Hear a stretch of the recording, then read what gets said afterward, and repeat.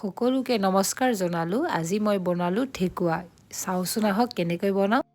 প্ৰথমতে মই ললো 2 কাপ আটা, 1 কাপ চুজি, অকমান শুকান নাৰিকল আৰু 1.5 চামুচমান চফ আৰু এইফালে মই লৈছো গুড়খিনি সৰু মিহি মিহিকে কাটি লৈছো। আপোনালোকে চেনিও ল'ব পাৰে আৰু এইফালে গুড়খিনি গৰম পানী দি অলপ গলাই লৈছো।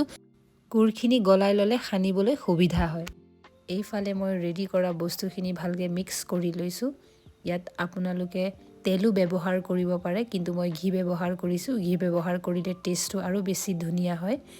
ঘিটো ধুনীয়াকৈ আমি মিক্স কৰিব লাগিব।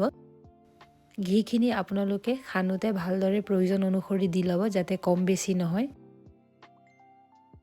খানি থাকোঁতে বস্তু এটা মন কৰিব, যাতে এই আটাখিনি হাতত লওঁতে এটা ভালকৈ লাডু এটা হৈ যায়।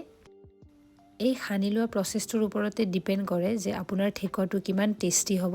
গতিকে আমি ইয়াক ভালদৰে মিক্স কৰিব লাগিব। এইফালে মই গলাই লোৱা গুড়খিনি অলপ অলপকৈ দি লৈছোঁ, যাতে বেছি ঢিলা হৈ নাযায়। ডোটো ভালকৈ মিক্স কৰাৰ পাছত আমি ইয়াক অলপ সময়ৰ বাবে থৈ দিম, যাতে এইটো ভালকৈ ফুলি উঠে আৰু ক্ৰাঞ্চি হৈ যায়।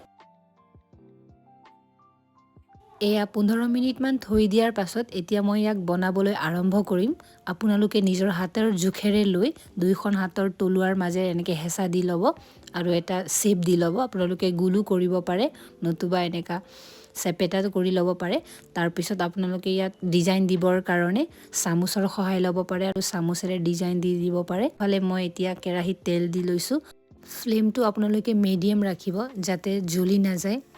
লাহে লাহে ভিতৰলৈ সিজিব দিব, তেতিয়াহে টেষ্টটো ভাল আহিব। আৰু এইফালে মই গোটেইখিনি বনাই ল'লোঁ আৰু ডিজাইন দি লৈছোঁ। দেখিবলৈ কি ধুনীয়া হৈছে, দেখিছেনে? ৰেচিপিটো খুবেই সহজ আৰু বনাবলৈও সহজ। আপোনালোকে ট্ৰাই কৰিব ঘৰত।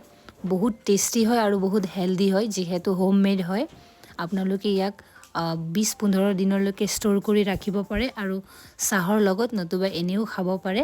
আপোনালোকে ট্ৰাই কৰি চাবচোন। আৰু ভিডিঅ'টো চোৱাৰ বাবে ধন্যবাদ।